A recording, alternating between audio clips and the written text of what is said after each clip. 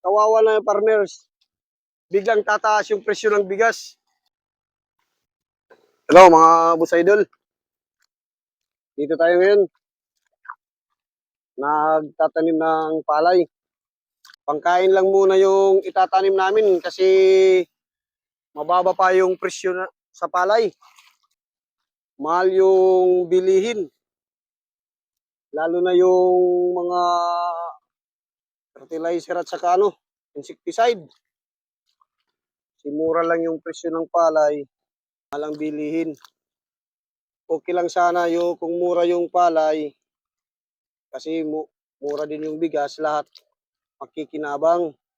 Pero sana babaan din yung presyo ng abono, insecticide para naman magaan lang sa bulsa, para naman balansi. Mahirap kasi pag mura yung palay tapos hindi bababa yung presyo sa mga abono. Pagdating sa pag-harvest, wala. Pag hindi ka tabla, talo. Kung siswertihin, meron ka mang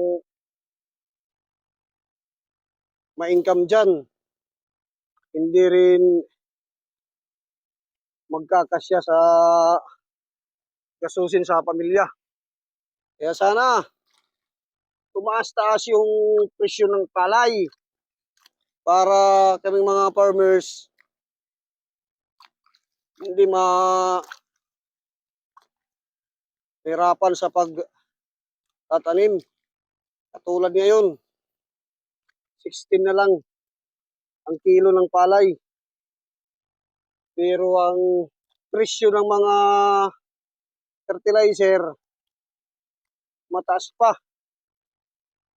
Kaya ngayon, nagtanim lang muna kami pangkain. Kasi hindi namin alam.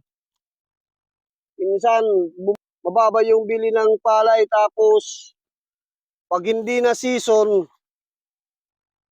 biglang tataas ang presyo ng bigas. Wala na. Kawawa na yung farmers. Binili ng mura, tapos mga ilang buwan lang yung lilipas, biglang tataas yung presyo ng bigas. Ngayon, isasabay lang muna. Mura yung palay, medyo bumaba yung presyo ng bigas.